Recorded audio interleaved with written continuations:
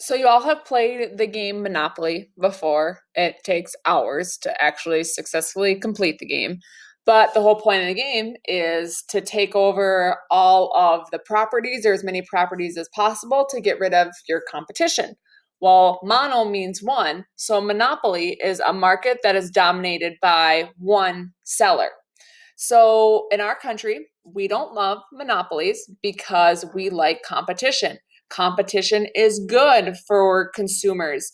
And just to show you, here are some of the drawbacks of a monopoly, why our country discourages them, is prices tend to get higher when there's not competition. Think of the EpiPens. When there was one that was dominating the market, the price of EpiPens went up, went up, went up.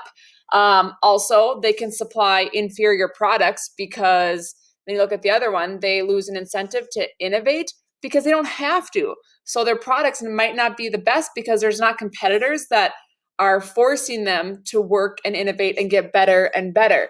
And then they also can create inflation, again, price rises. So monopolies aren't good for our economy. So our country tends to, if they declare a company to be a monopoly, they'll break it up and say, hey, this can't happen. An example of a monopoly was Bill Gates with Microsoft in the 90s.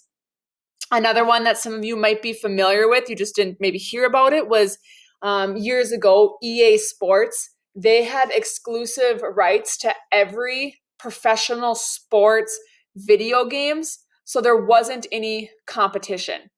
So eventually, EA Sports couldn't have a monopoly anymore either.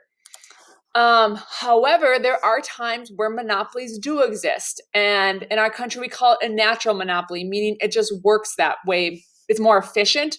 So if you live like in the city of Verndale or Wadena or Staples, whatever city you live in, you have to pay for city water. Okay. The only option for water is from the city.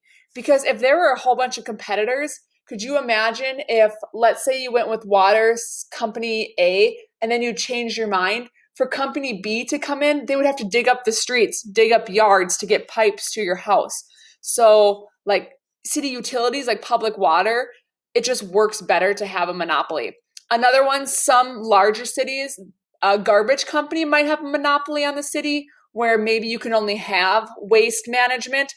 That makes sense in large cities because you wouldn't want garbage trucks going down busy streets in a town every single day and having 5 trucks go by, where instead with a monopoly in a large city of a garbage company, then the city can help plan on when are the streets going to go, or sorry, when are the trucks going to go down this street versus that one. Government monopolies also exist, like first class mail. It can only be delivered by USPS, United States Postal Service, only option. MnDOT, the Minnesota Department of Transportation, they're the ones that plan all of the road construction in our summer season. Okay, also a government monopoly.